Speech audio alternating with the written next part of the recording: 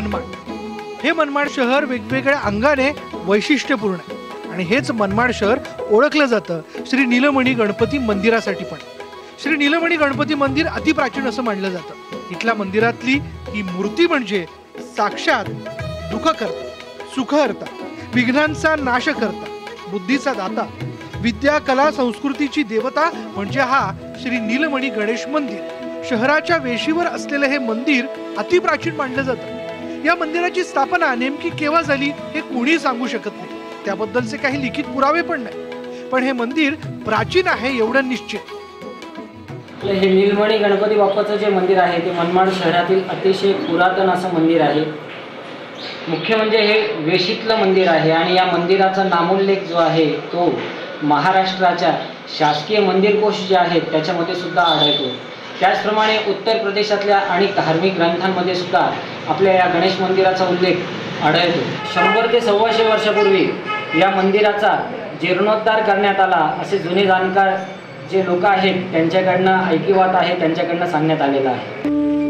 2.5 bye 3.5च्या अखंड पाषाणात ही मूर्ती कोरण्यात आलेली आहे। हा नीलमणी जो बाप्पा आहे, नीलमणी गणेशाची जी ही मूर्ती आहे ही अखंड पाषाणामध्ये कोरलेली मूर्ती आहे। आपण बघतो अनेक ठिकाणी गणपती बाप्पाच्या मूर्ती असतात, परंतु अशा प्रकारची अखंड पाषाणामध्ये कोरलेली क्वचितच मूर्ती आपल्याला दिसते। त्याचप्रमाणे ही जी आहे सिद्धचक्रावरती या मूर्तीची स्थापना झालेली आहे असे जुने जाणकार लोक सांगतात। नीलमणी गणेश मंदिराकडून केवळ धार्मिक कार्यक्रमच केले जात नाहीत, तर वर्षभर वेगवेगळे सांस्कृतिक आणि सामाजिक उपक्रम ही राबवले जातात। गरजूंच्या मदतीसाठी मंदिर ट्रस्ट कडून पुढाकार घेतला जातो। नीलमणी गणेश मंदिर सार्वजनिक ट्रस्ट संपूर्ण वर्षभरामध्ये लोकसेवेचे असे अनेक उपक्रम राबवत असते। गणपती मंदिरातर्फे मनमाडच्या रेल्वे स्थानकामध्ये आरोग्याच्या दृष्टीने जे आजारी प्रवासी आहेत किंवा जे अपंग प्रवासी आहे त्यांच्याकरता व्हीलचेअर मोफत उपलब्ध करून देण्यात आली आहे। त्याचबरोबर गेल्या 2 वर्षापासून आम्ही हा उपक्रम राबवतोय की औषध संकलन केंद्र देखील या मंदिरामध्ये आम्ही चालवतो। श्री नीलमणी गणपती मंदिरामध्ये संकष्टी चतुर्थी असेल किंवा भाद्रपद गणेश उत्सव असेल किंवा गणेश जयंतीचा उत्सव असेल, या ठिकाणी भाविकांचं अभूतपूर्व अशी गर्दी असते। त्या गर्दीच्या दृष्टीने आम्ही या मंदिरामध्ये जे CCTV कॅमेरे देखील लावलेले आहेत।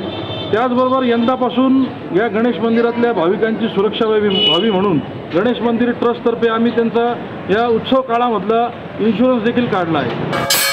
नवसाला पावणारा बाप्पा अशी ख्याती असल्यामुळे इथे भाविकांची मोठी गर्दी असते। हा गणपती बाप्पा नवसाला पावणारा आहे। त्याने माझ्यासाठी म्हणजे मी जे मागितलं आहे आजपर्यंत त्याच्याकडे त्याने ते माझं नक्कीच पूर्ण केलं आहे, म्हणून मी त्याला नवसाला पावणारा गणपती असंही म्हणते। आणि दर रक्षाबंधन आणि भाऊबीज याला मी त्याला ओवाळत असते, म्हणजे तो माझा भाऊ पण आहे आणि माझा बाप्पा पण आहे। मनमाडच्या या नीलमणी गणेश मंदिराला एकदा तरी भेट द्यायलाच हवी।